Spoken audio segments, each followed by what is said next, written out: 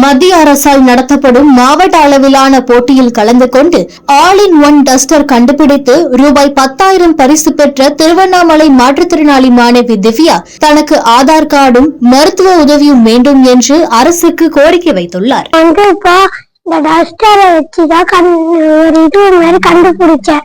இப்ப எனக்கு 10,000 ரூபாய் அதுக்கு தமிழக அரசுக்கு போட்டுக்கிறாங்க. எனக்கு ஆதார் கார்டு இல்ல. எங்க அம்மா எப்பயோ கஷ்டப்பட்டு பார்த்தாங்க, ஆதார் கார்டு எடுக்க முடியல. அதனால எனக்கு உடம்பு எரியுது, நைட்ல தூங்க முடியல, எனக்கு ஊறுது, அரிக்குது, உடம்புலாம் அரிக்குது, நைட் எல்லாம் தூங்க முடியல, கால்லாம் எரிச்சலா இருக்கு. அதனால எனக்கு ஆதார் கார்டு கொடுக்கணும். இப்ப எனக்கு ஆதார் கார்டு இருந்தா போதும், எல்லாத்தையும் ஓபன் பண்றேன். தமிழக எல்லா மருத்துவ குழந்தைங்களுக்கும் ஹெல்ப் பண்றாரு.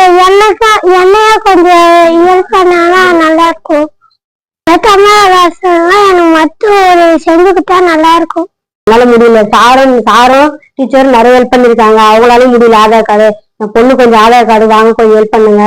அதுக்கப்புறம் மருத்துவ உதவி கொஞ்சம் வேணும். என் பொண்ணு இப்படி இருக்கா, அவளுக்கு காலில் எந்த நேரமும் எரிச்சலா இருக்கு, உடம்புலாம் எரிச்சலா இருக்குன்றா, நைட்ல தூங்க மாட்டேங்கிறா, ரொம்ப எரிச்சலா இருக்குன்றா. அதை கொஞ்சம் ஹெல்ப் பண்ணுங்க. நான் இருந்தேன், என் குழந்தை நான் நல்லா பாத்துக்கிறேன்.